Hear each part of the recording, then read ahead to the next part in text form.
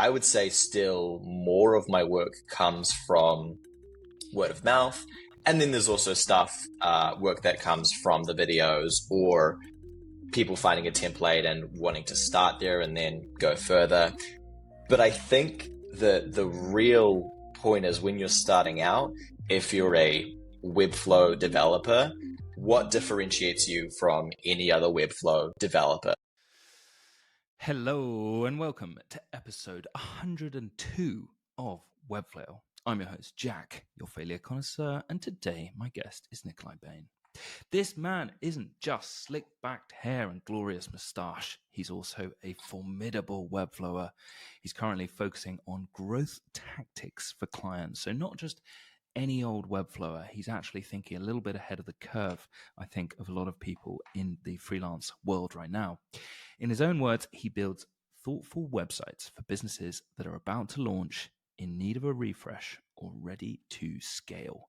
More Nikolai facts: 49 templates in the Webflow template library. He's worked with clients such as carbon footprinting technology clients, data analytics, digital advertising. He's worked in various different industries. He's got 5.81k followers on the YouTube, 76 videos recorded and published. He's in his 20s. His consistent YouTube publishing, his dry sense of kiwi humor, and his general wit have helped him fly like Icarus. But has he flown too close to the sun sometimes? Icarus. Turns out he is fallible. He does fail sometimes. The failures that we'll discuss today are side project failure, a client generation problem, work failure, working with an agency that was a bad fit and not getting paid. Oof, I think we can all feel that one. And freelancing failure, failing to pick a video content niche and therefore getting too many different types of project requests. Spicy episode inbound. Nikolai, welcome to the Webflail podcast. It is good to be here. That was such a good intro. I feel like I learned a lot about myself that I didn't know. Hey, did you know that you had 49 templates in the Webflow template library? I will say this is a whole thing, but I just launched a library, a Webflow library, which is the first time I've done that. Slightly different type, if you know the difference between templates and libraries. Anyway, so I'm actually at 50. Damn it, you tell me now? I should have checked before we started recording, but that's amazing. 50. Congrats to you. That is a big milestone. But we're not just here to butter you up. Tell me about your relationship with failure. Oh man, I fail all the time on a daily basis, on a weekly basis, on a monthly basis. I think probably a lot of freelancers or entrepreneurs or whatever you want to call them have this feeling of just failing upwards. And so I've been failing upwards for a good amount of time. And maybe that's just taking a bunch of actions and most of them not panning out the way that I wanted and some of them panning out really well. But I fail on a regular basis. I think this is a big feature of successful Webflows, though, is that they take action. And whether they win, lose, whatever, they're going to learn from it either way. And if it messes up, then at least they've learned from it and then can do it again better. But I think this whole taking action thing is so important, and actually it's just the difference. It's not about intelligence or any unique advantage a lot of the time, because the internet is a kind of massive leveler. Obviously, if you've got an internet connection, you can do stuff from anywhere. But I think it's just like taking action, just doing the thing. Well, badly, doesn't matter. Just commit to doing the thing. What do you think about that? Yeah, and I think the issue is with taking action, like any of us can do a good Webflow project when we get that project for the most part. But once we have the client, once we have a good relationship going on, it's good to go. From there, we can have a successful project. But all of the other stuff around that, getting that client, working on your own side projects, all of this stuff to either get that client or to do your own thing takes a lot of courage to say that I'm going to do this thing and I'm going to continue to do this thing. And I'm not 100% sure if this is the right thing to be doing. That's definitely true for marketing. It's even more so true for any sort of side project that people are doing. And it's pretty likely that most freelancers or agencies are doing some sort of side thing. Okay, good segue into the side things. Now, you are a bit of a side king man, side king, if you will. You've got, like we said, now 50 templates. You've got all sorts of different side projects going on. You've obviously got your YouTube channel, which I know from doing a bit of YouTube that it is a massive ball ache. Like, you need to research and plan and write a script and record, and then there's all the re-recordings and editing. Oh my god! Like, what's your average day, average week look like? How much time are you spending doing client work versus side stuff? Do you even consider the client stuff as your main thing, or maybe that's a side project, or maybe those are multiple side projects in itself from the main thing that you're focusing on now? Client stuff is still definitely top of the list. I hate to say it, but when I wake up every day, I check emails, I make sure nothing's on fire, I make sure no one's wanting to talk to me right now. And then from there, I plan my day. In a best case scenario, in a perfect world, the start of my day would be focusing on growth for myself. Can I get a YouTube video done today? Can I work on SEO for my own site? Can I learn some new growth tactics for either myself or for my clients? But it is definitely more of a first couple of hours putting out fires if there is fires to put out, or just replying to emails when people have questions. Next couple of hours, okay, maybe there's something that I can actually do or focus on or start to prepare for myself for my own work. And then the second half of the day is just kind of client fulfillment, doing design, doing development. And the problem is when you love it, you just want to do it. As much as all of this growth stuff is important, when you love the craft, you just want to do the craft. Okay, so many questions, and we're 6 minutes in. Okay, so the general day is basically wake up, check emails, nothing's on fire, cool. Have a coffee, maybe some Cocoa Pops, and then do whatever has backed up from maybe previous days. And then and maybe focus a little bit on your stuff, but you focus on the client stuff first. That's the paid work. And then you can focus on either learning new growth tactic stuff or actually sharing whatever you're learning through content and focusing on your own growth. This word growth keeps coming up in our conversation. Why are you focusing so much on growth for you personally as your personal brand? And then also maybe linked to this, why do you want to focus on growth tactics for your clients and make that part of your offering? I think a big part of it is the same kind of thing that people are thinking of, like, where can I do 20% action and get 80% results? Like, where can I do the least amount of action and get the most amount of results from it? I could spend a lot of time, or clients could spend a lot of time writing the blog post, sitting down, doing a first draft, and do a blog post every few days. But it is a time thing. Are there ways that I can use less time, have more output, more results, be seen more? And are there ways that I can use tools or whatever to be able to achieve that? That's slightly different to YouTube and video. I don't think there's a super good way of optimizing that. I think it's just an important, different type of content. Otherwise, stuff for my own website, I could be sitting down and writing blog posts, but I am looking for faster ways of getting people to find me and then faster ways of converting them in some way, whether that's to reaching out to me or to looking at my templates to eventually buying a template. But it's all a time thing. How can me, or for my clients, how can we use less time and get better results from that time? So I guess it sounds like you're almost using yourself as like a test experiment almost, and whatever learnings you learn as you grow and, get more traffic to your website, maybe think about different like watering holes of YouTube and Instagram and whatever else, how you can apply those same tactics to your clients and help them grow and be like, look, I've literally done this for me. Here are the results. Here's how we could apply it to you.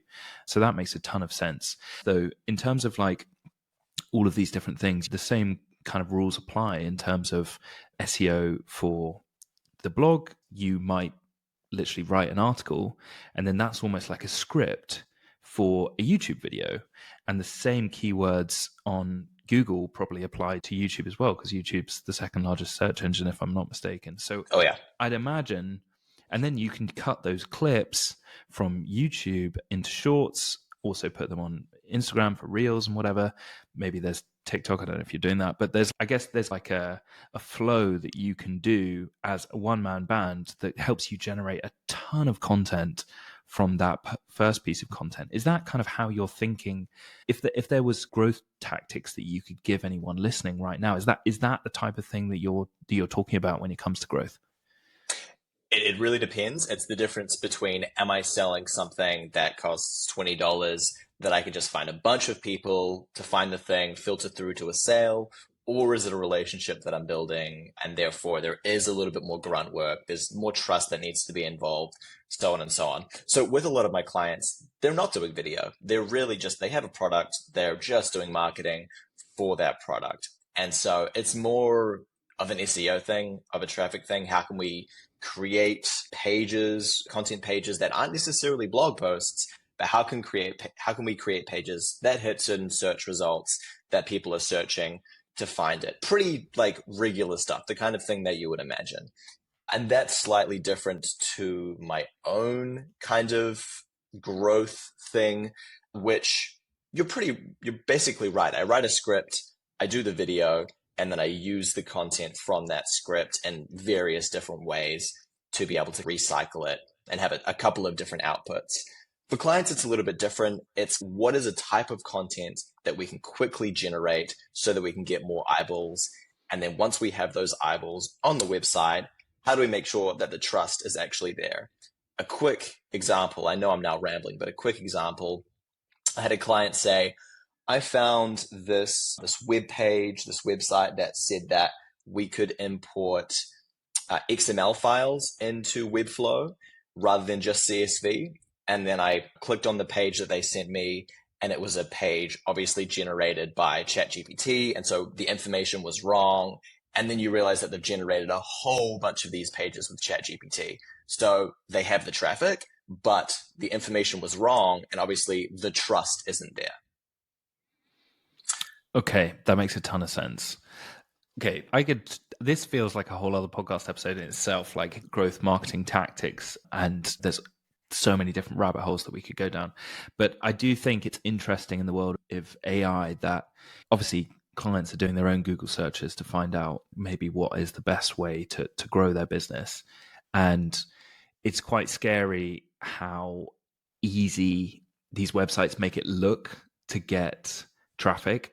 Or maybe they're getting the traffic, but the quality of that traffic, like there's not necessarily the high keyword search intent, or like the traditional or more traditional things that SEO experts might do that lend itself to actually like helping their business versus just inflating their ego with bigger numbers.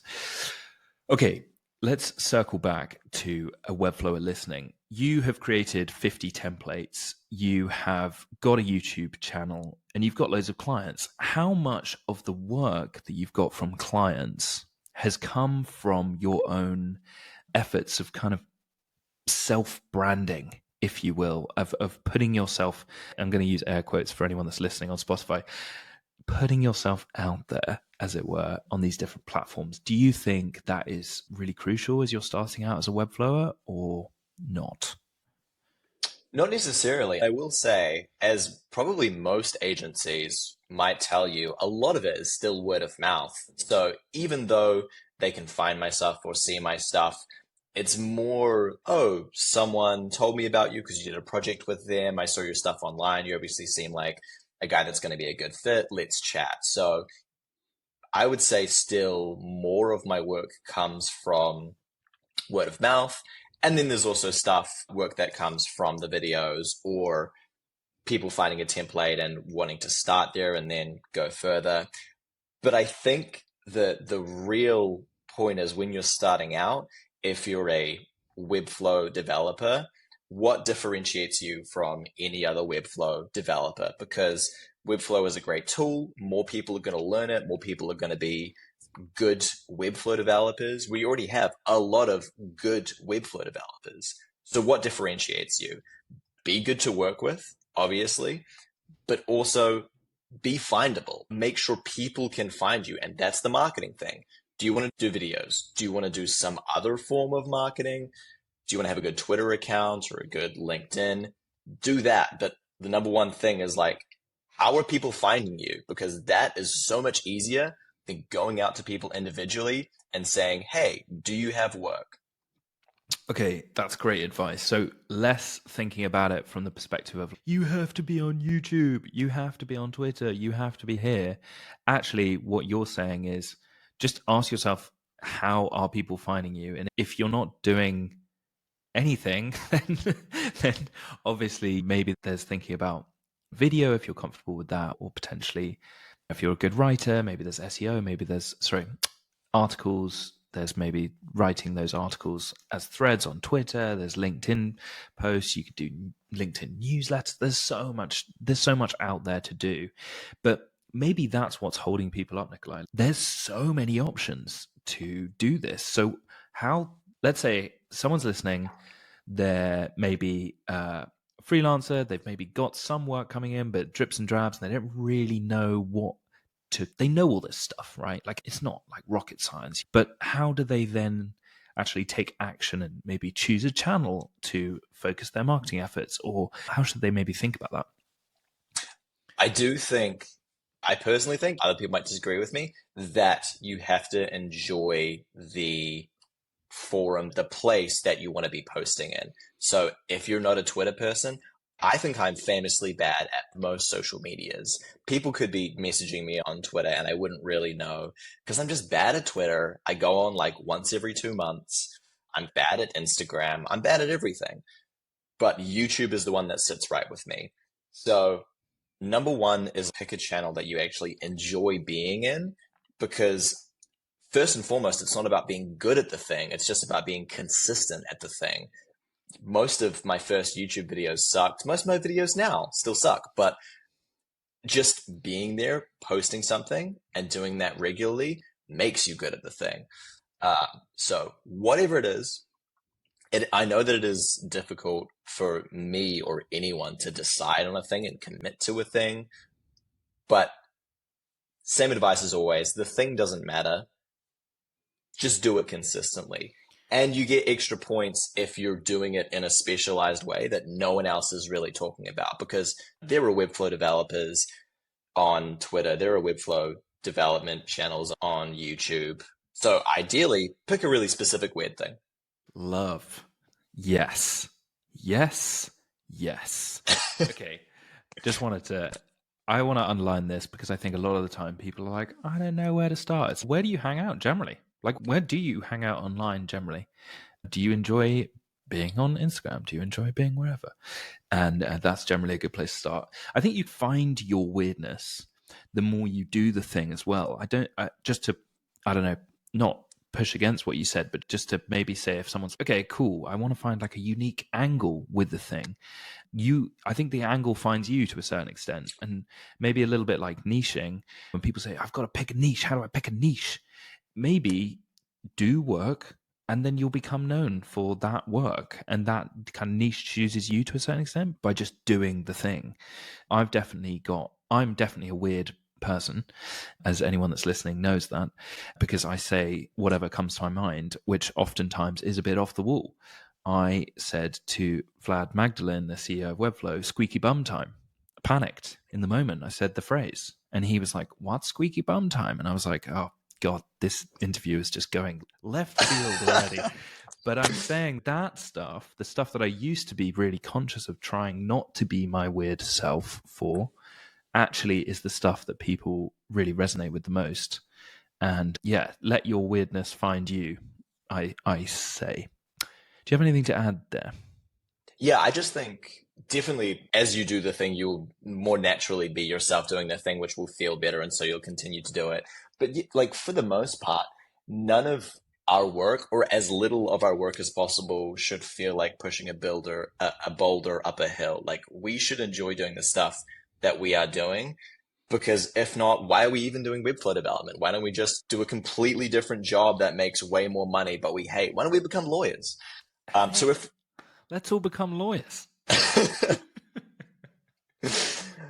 So yeah, I think doubling down on you're completely right. Like finding the thing that feels right to you and also being okay with putting some time in learning something when a client isn't asking you to do. There might be a little bit of that. There might be a little bit of going down a hole of learning where you're not sure for a period of time if you're going to use that knowledge. Love it. Love. Okay. Can I just ask you one final question before we get into the failures? You just said there that you're obviously thinking a lot about growth, not just for you, but then you're like, hold on, the same stuff that I need to learn, my clients need to learn. Like you personally are almost a brand in yourself. You're building your own business. So those same rules apply if they work for you. Maybe they can just be done on a bigger scale for your clients. And now you're thinking, hey, I can't just do design and dev. I want to stand out, and my unique angle, my unique look at the world and perspective as a result of my life experiences lend itself to offering this growth stuff as a new service. Now, what I'm wondering is at what point do your interests and hobbies and Google searches and thinking, oh, this could be cool. At what point is like your service offering, what point does your service offering stop and start for clients? Because I think sometimes people try and offer everything and it's a little bit like a Chinese buffet. Some stuff's hot, some stuff cold, and the client is a bit like, what are you really good at? So how would you respond to that? I think the real issue is like, even though that is an issue, offering everything, I think it's more of an issue of just offering whatever the client says that they want. And then apart from that, not being really specific, either being wishy-washy or not saying anything, or like you're saying everything and just letting the client decide. The problem is when you offer everything, you're still letting the client decide rather than saying, I am an expert in this thing. This is the thing that we need to be doing. But I will say, all of this growth stuff comes around the fact that a client is coming to me for a new website or a website redesign. And then from that point of finishing the project, I know that there's so much more that we can do. I can happily just hand it off, and I do hand it off. I say, here's your site, here's how you can use it. But then I say, oh, by the way, we can keep going. These are other things that we can add to the site. These are other content types so that you can keep growing out the website, getting more traffic, having more people find you, so that there's more of an offering after we finish the project. And the clients where we have done continuous work together and they have a little bit more hands off, let me do my thing, we've achieved much better results. And these are the kind of clients that are happy to try things out. Let's just do this thing. Let's just see what happens. Let's just add this new content type. Let's just see what happens. Sometimes we don't know that this will be the smoking gun. This will be the thing that improves everything. Sometimes it is trying it out. It does take a certain kind of client to say, you know what? Let's do this thing and let's just see if it works. Okay, really interesting. So what you're saying is that you have specific skill sets, they come to you for those specific skill sets, but then from there, if you have a good relationship and you have a lot of trust from them, you can then offer extra beyond that. So essentially they're coming in the front door of design and dev, they like your work, they like your style, you have a very clear aesthetic that they want and they know you're good at what you do because they've checked out your YouTube videos, they're confident. But then after you've worked together, you say, hey, guys, I'm really enjoying working together and I'd like to carry on. Here's how I can help you level up your business further from just this starting point. And that sounds like actually quite a nuanced thing. You're not just offering a Chinese buffet from the gate, like out the gate. You're saying, no, look, you want specifically a really good, technically developed website. That's what I do. But from there, I actually now offer growth tactics and support moving forward. Is that what you're saying? Absolutely. And I think I try for myself to say to clients, and I do, here's what's worked well for other clients that I've worked with. And we could do the same thing.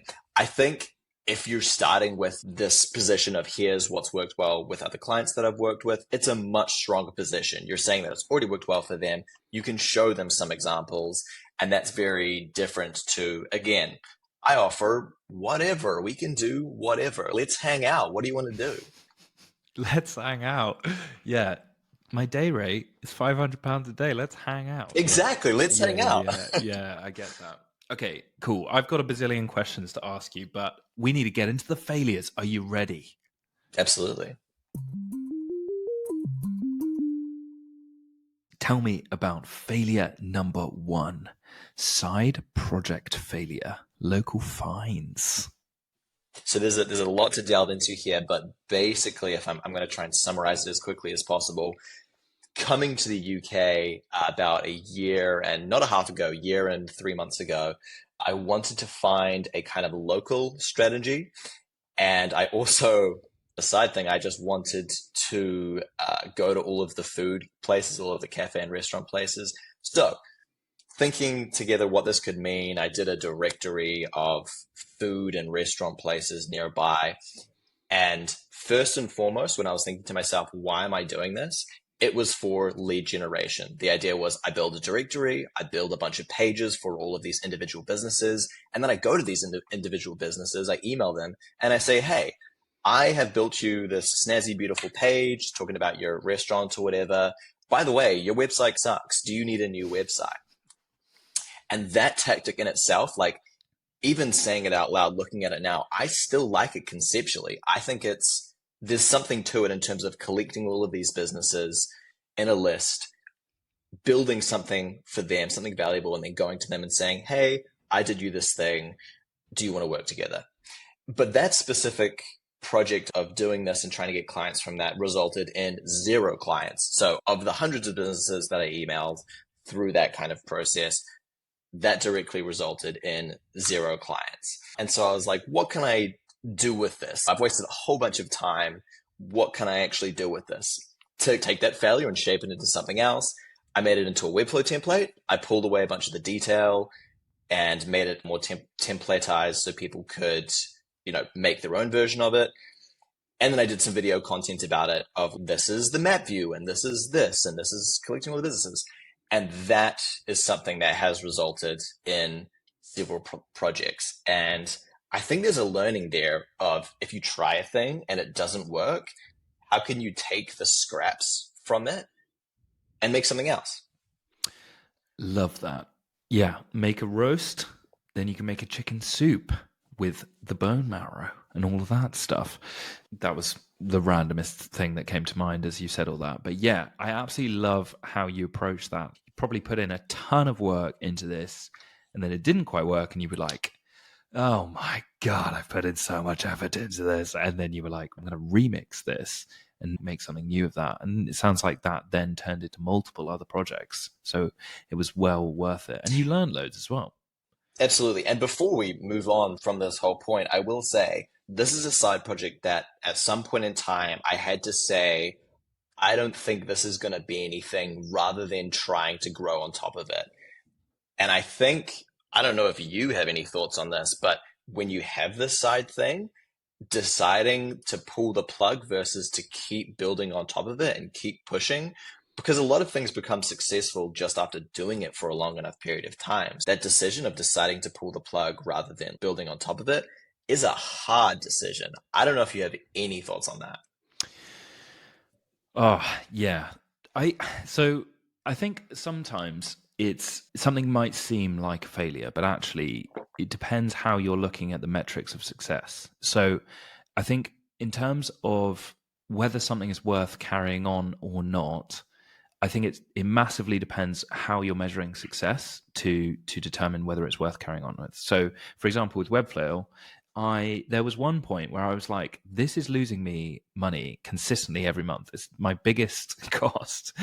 What am I doing? Is this worth it? And I'm not saying that the only metric for success was money, but I was paying for ads and I was trying to really push with it to the extent that it was actually meaning that I wasn't going to social things because I was like, I can't come to that mate's birthday because I don't really want to pay for a steak. It was like that, which is dumb. And it's okay, maybe Webflow needs to be more of a hobby that doesn't earn me money, but means that I can chat to interesting people every single week without needing to pay them I can just chat to whoever I want basically in the Webflow community and learn so much.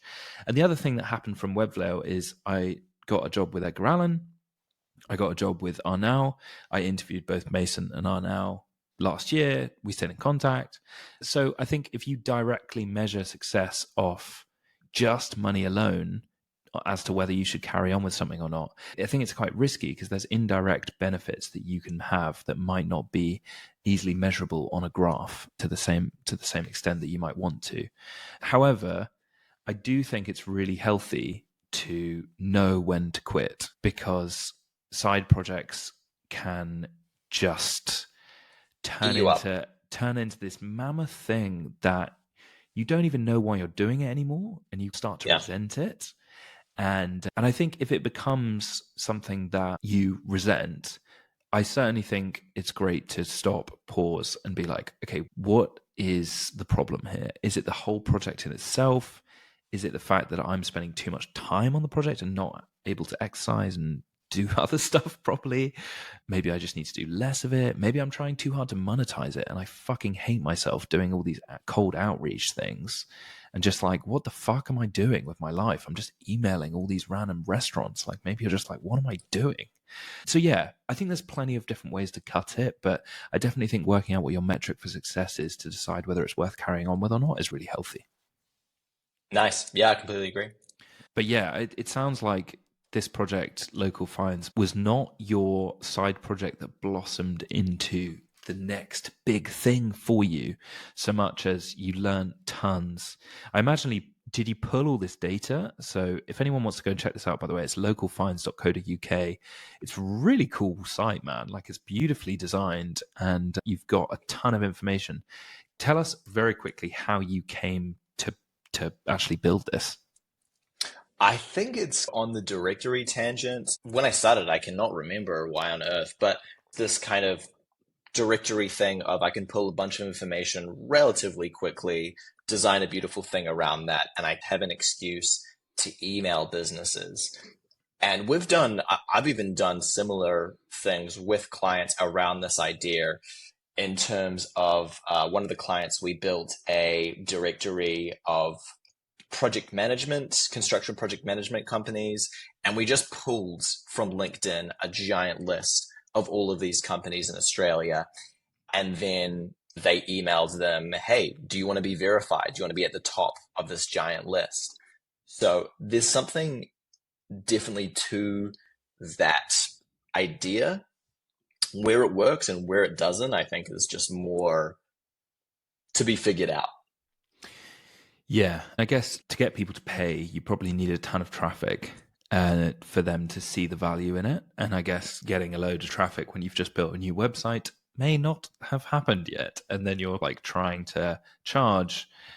Also, depending on how valuable it is to get qualified traffic through to that website as well, I'd imagine is a massive deal, because maybe with Local Finds, they might just go, I don't know, cafe near me when they're in Edinburgh and just find the cafe and be like, why would I pay to get to a top of a directory that's not getting loads of traffic?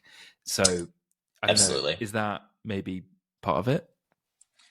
Definitely part of it. And I actually, thinking about it now, I remember, I think way back when, it might have been a tangent off of getting I think a couple of emails around different Webflow directories that wasn't just Webflow experts, and people being like, hey, do you want to join this Webflow directory? Or I have added you to this Webflow directory, but you have to pay to get to the top of it. You have to pay to be featured. And it's just like, hey, dude, I've never heard of you before. I've never heard of this thing before. I don't see the value in this, and I don't know what you're talking about. Yeah, and it's fascinating, this like chicken and egg problem of, hey, I've put tons of effort into making this directory. It's super valuable, and then you just cold email people who've never heard of it, and you haven't necessarily got the kind of brand credibility that, you know.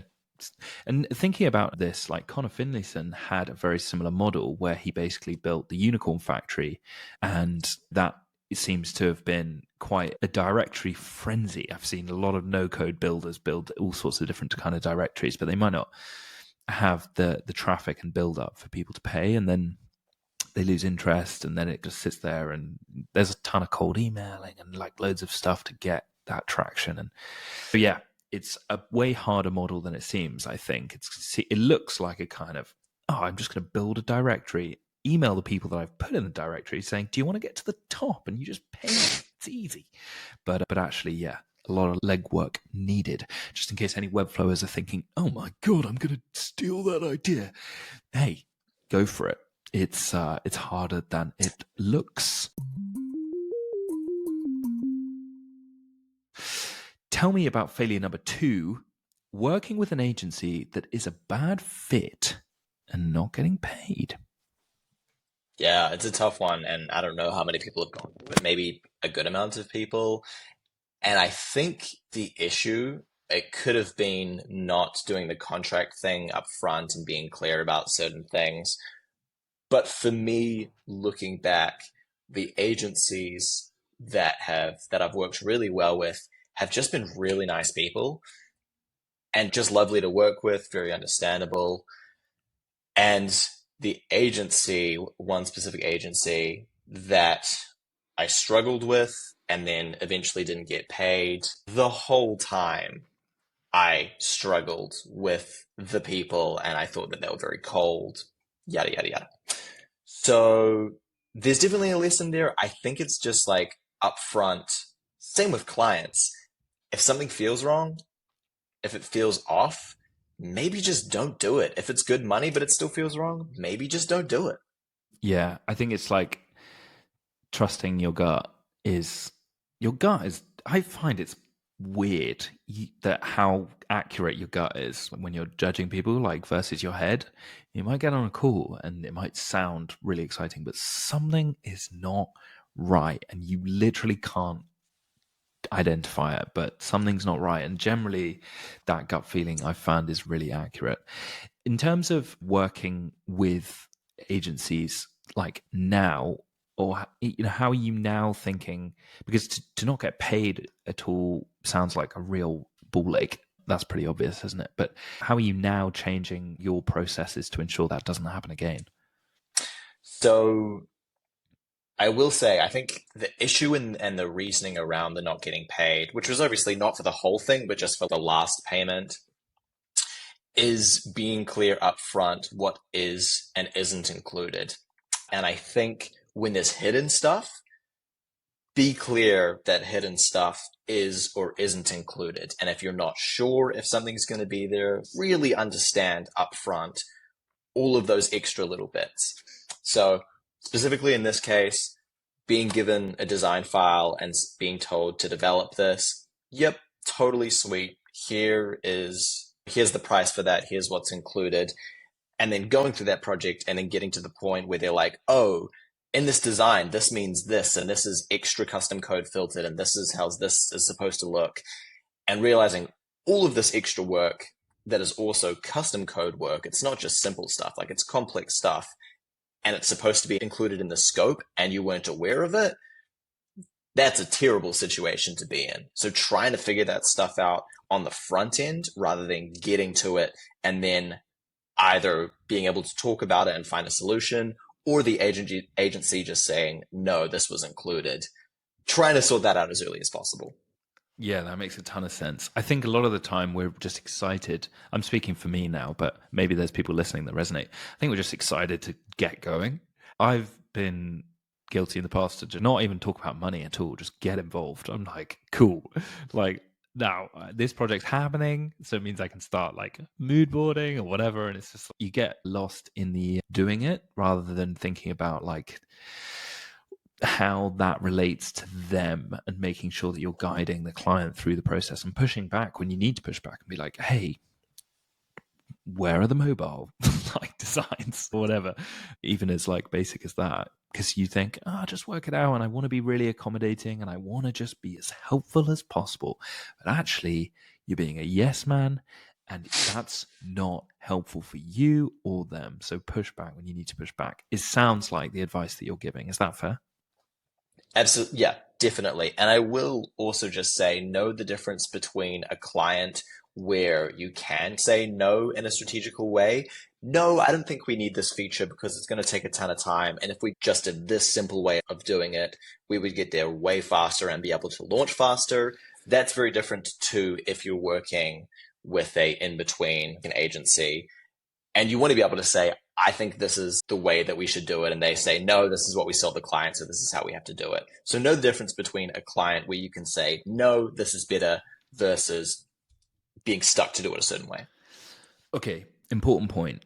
Do you generally work with clients, i.e., like businesses that come directly to you, or do you often work for agencies and then just get the file but don't actually interact with the client at all? Or how do you like to operate as a freelancer? I work more often directly with the client, but sometimes I get agencies and I'm super happy to work with them and it's a cool project. And so I definitely do that as well. And even in those situations, it's either the agency is completely the in between and I don't interact with the client. And sometimes they're like, they want to talk to the Webflow developer, they have questions, and I'm super happy to do it. I'm super happy to chat with the client. I don't think there's a best type of work. I enjoy parts of all of the different kinds. I struggle with certain issues with all of the different kinds. Very diplomatic. You'd be a good politician. Can I ask you how you work then? So this whole failure came about because work with this agency, didn't get paid. Sounds like a bit of a nightmare scenario. Do you generally take 50% up front, 50% at the end? Is it a value-based pricing thing, or is it like a day rate? Does it depend on how complex the project is? How are you cutting that in your head? If you can find me someone who, and you've talked to a lot of people, if you can find me someone who does based pricing and has done it successfully, let me know who it is, and I will listen to their episode like 20 times. I have never been able to figure out this value-based pricing thing. I have been doing the 50% up front, 50% at launch, and I am happy with it. I honestly think it's a good pricing scheme. The only thing that I would change and that I'm trying to change is saying 50% up front and 50% in 4 weeks, which is when I think we will be able to launch by. The only reason is that stuff comes up and the content isn't ready and you're waiting on the client, and therefore you're waiting on the client to get paid. That is the only adjustment for pricing, for how I do it. I know people do it a bunch of different ways, and I would love, love, love to learn a different way that feels more right and try and transition into that.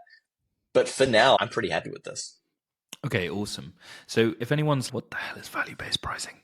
Value-based pricing is when you're talking about the outcome of the business win that you're providing for them, and essentially saying, look, if you want to get, I don't know, 50,000 sales a year from this, and that's going to be X amount of millions, then I think it's reasonable to charge 10% of that or whatever.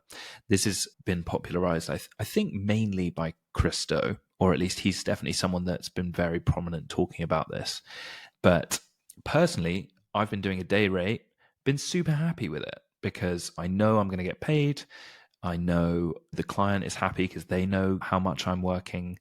We're really transparent about it. And also that's worked quite well with clients that don't really know what they're not as clear about what they want. So for startups that may not even have a website yet, I found that approach is better because you can't really attach a value to that. But if there's a redesign or a redevelopment project, then it's more tangible in the numbers. And as a result, you have a lot clearer idea about how long the project's going to take as well, because you've got all the content already to a certain extent, and then you can go from there. But this could be a whole podcast in itself, Nikolai. I have spoken to now 102 Webflowers who have got all sorts of different ways of pricing. And I don't think there's necessarily a right way or a wrong way. It very much depends whether you're a freelancer or an agency owner. There's people that just white label for agencies. They're not even, then they might have 3 agencies that they white label for, and they don't really have a personal brand. They don't need a personal brand, and they just charge per project. There's people that do per day. There's people that charge all sorts of ways, value-based pricing. So if you're happy doing whatever you're doing, like speaking to you personally, Nikolai, I actually think then you should just carry on doing that, frankly. If you're sitting pretty in Edinburgh, you're in a beautiful flat, you can travel, you can obviously eat out. You've made a whole directory, so you know where to eat out. You're happy. You're good to go. So I don't know if you necessarily need to change anything. Nice. And also, congrats on getting past 100 episodes, man. That is insane. It is insane. It's pretty wild. A lot of crazy people that I've chatted to. Crazy talented, I meant, not just in case you're listening to Crazy this insane. as a past guest. I'm saying that you're crazy. No, you guys are all beautiful. And anyone that hasn't been on the podcast yet, you will likely be a future guest. So keep your Twitter DMs open. Nikolai, I messaged you on Twitter. Maybe you don't even know this. I messaged you on Twitter about a year ago and got aired, didn't I? It was like a dating app, not even getting a reply. And then we met told me in this. Flowfest. Yeah. And I was like, dude, thanks for replying to my message. No, I didn't say that, but I was like, we've got to get you on Webflow. And you were like, yes. But anyway. We wouldn't be here if we didn't run into each other in Flowfest. If we weren't drunk in that weird canteen bar thing, who knows what would have happened? You know, exactly. This is how I get guests. I'm like, hey, you get them drunk. Yeah, get them drunk. Get them drunk, because else they'd never say yes to me interrogating them. In fact, speaking of, tell me about failure number 3, failing to pick a video content niche and therefore getting too many different types of project requests. Yeah, I'm still figuring out what I'm really focusing on when it comes to content and when it comes to marketing. And there's many problems with the way that I'm currently focusing on video content stuff. My most popular videos right now are around Webflow template information in one way or another. And that's not very helpful for the kind of client that I want to get. But it was interesting information to share and interesting information to write about. So that difference, like knowing the kind of content that I want to make for a specific kind of client versus having a bunch of ideas of things that I want to talk about and making videos on that, because ideas are dangerous. Ideas are super dangerous because they're all just like things that you're telling yourself that you could or might or should do. And that's definitely the issue. I guess though, like, you know, as much as it's like a knife, right? Like a knife is dangerous, but a knife can also butter a slice of toast. It's a beautiful thing. And vice versa with ideas, you know, you might have loads of things that are all over the shop and actually, you know, pulling against each other and actually not very healthy for you. But then, you know, you might find your bit of toast in all of that chaos. And I would also say though, like, it's interesting, this idea of, doing YouTube specifically to get clients. Like there are so many benefits to creating content for people within the world of Webflow. A lot of people think, oh, I want to get clients. I need to make things that are specifically for, if I'm in the niche of, I don't know, dentists, classic. I'm going to make content about how this dentist website could be improved and like just make content about that. But I would argue that if you're making content to help Webflowers, then there's a lot of people who work in agencies that are looking up how to do stuff and being like, yeah, fuck, this is actually complicated. Why don't I just get this guy who obviously knows what he's doing?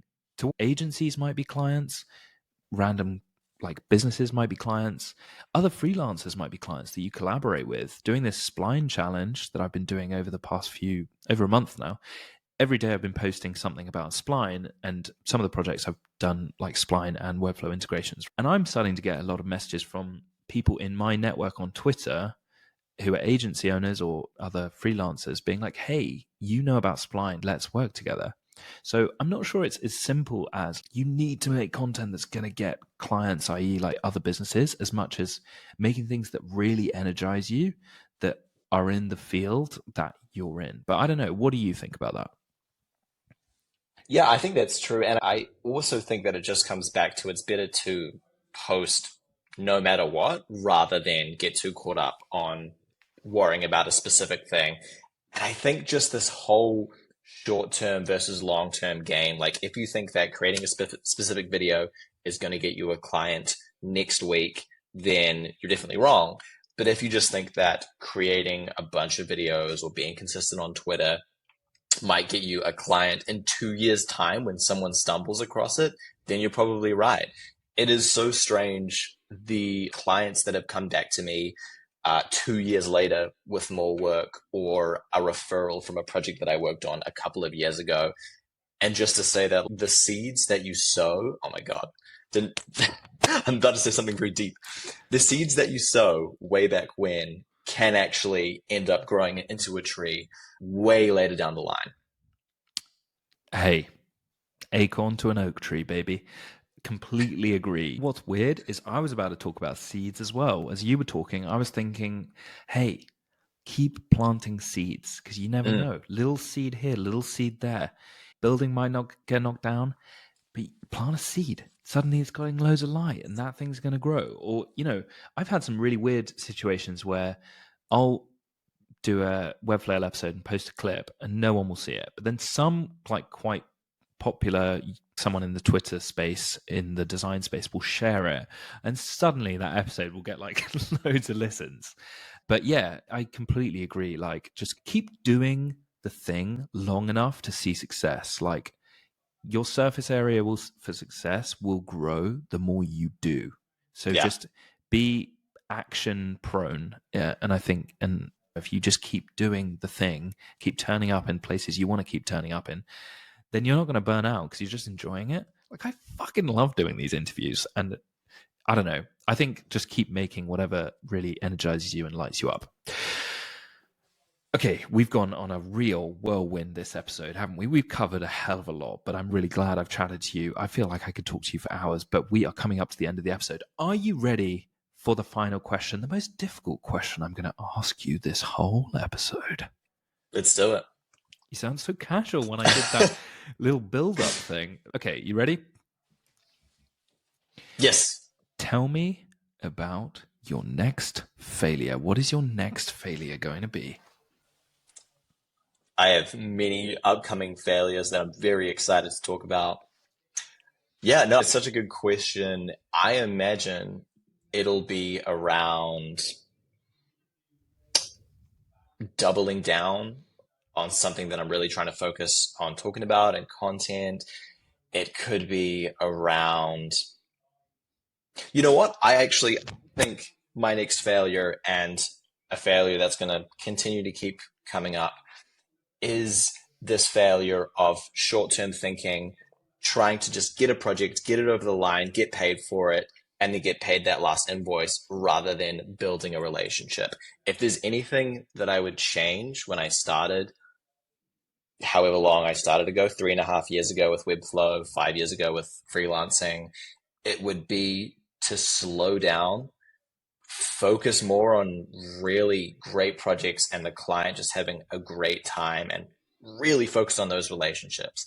Focus on coming back and focus on building that rather than just trying to rip through more projects to therefore rip through more invoices. I think doubling down on relationships is only going to be beneficial. And so, honestly, I think upcoming failures is still forgetting that and still trying to rip through projects. Interesting. Okay, so it sounds like you're trying to get less work from more people, but more work from less people.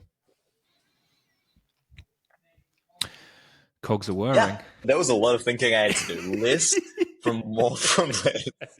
I think I confused. I was trying to summarize what you said, but I think I just confused it more. No, I think you're completely right. I just had to think about that. Yeah, exactly. Okay, can I ask you a follow-up question? What does success look like to you? Have you got a clear idea of where you're heading? And you don't need to have that. I'm not trying to put this on you as if I'm your dad being like, sit down, son. Sit down, son. We got to talk about something. Where are you going? But just, do you have a zenith that you're reaching? Not necessarily. I think for myself to have made the choice not to want to grow into an agency of any kind, therefore growing, I know, means saying no more often and just continuing to do the things that I enjoy, and trying to not get burnt out, trying to not work more than 40, 50 hours a week with all of the extra work or even just work that I want to be doing adds up. So I really just think if I can continue doing what I'm doing, working for awesome clients, doing awesome projects and not getting burnt out, I'm happy to continue doing this thing and being in the state that I am in for a long time. I had this like half joke in the back of my mind that I'm going to do this for a couple of more years and then completely drop out of everything and become a treehouse designer. But I think it's more realistic for me to slow down, not burn myself out, and just continue to enjoy the product, enjoy the community, and just slowly grow. And I'm happy with that. Love that. Nikolai, thank you so much for coming on Webflow and sharing as vulnerably as you have. It has been a pleasure. You are a great podcast host. Brilliant, man. Stop it. Stop flirting with me. No, I'm really glad you enjoyed coming on. And if you don't enjoy it, you're not going to tell me all your deepest, darkest secrets. I'm glad I got that out of you. I think I have more deep, dark secrets to share. We can do that offline. Yeah, we'll stop recording and then keep the juicy bits between you and me. All right, then. Cheers, Nikolai. Cheers. And that's a wrap. Episode 102 done. Nikolai Bain, what a guest. Thanks so much to Nikolai for coming on the podcast, and thanks so much to you lot for listening. Now, as you know, at the end of every single episode, I try and condense all this amazing knowledge that we've just got from whoever we've got on the podcast into one single takeaway, some kind of actionable thing. Now, Nikolai said tons and tons of useful stuff, as I'm sure you'd agree. But one thing that jumped out to me was, as someone that has got a really, really strong personal brand identity, he said, you don't need to be on every single platform. You just need to find a place that you genuinely want to hang out and be and share, and start posting consistently and regularly there. So say video is your medium like Nikolai. Hey, YouTube makes a lot of sense, right? If you're a writer, maybe you want to write more like long form content, so maybe blog posts would be great. Maybe you're like, you know what, little snippets here and there. Twitter seems like quite a good place to do that, or X, sorry, I should say. But my point is that I think Nikolai seems to be the kind of guy that's doing really well from doing the basics well. And I think sometimes we try and do everything as a freelancer. You know, we're trying to learn this new tool and we're trying to share about it on all these different platforms, and we're trying to be everywhere all the time. And potentially, you don't necessarily need to do that. You just need to find out what floats your boat, what tickles your pickle, what gives you strawberries and cream. That what I'm trying to say is find what works for you in terms of the platforms that you enjoy being on, sharing your work there. Maybe more work will come, more collaborations will come, more friendships will come, more life will come. Okay, that's a wrap on the old conclusion. Next week, episode 103, we have Dear Roland. Dear Roland. You'll never guess where he's from. He's from France, people. He's from France. That was my French accent. I embarrassed myself many a time when I accidentally, because he sounds so French, he sounds so amazing, I want to speak like him, but, you know, I embarrassed myself impersonating him to his face. But he also shares so much wisdom on that episode, so if you can get through me being cringe and listen to the words of advice that he says about community building, about becoming a hyper freelancer. What does that mean? You'll find out next week, won't you guys? And tons of other good stuff. Then stick around on the old Webflail. Follow, like, share, and all that good stuff, please. Thank you so much. Okay. Until next week, guys, keep on flailing.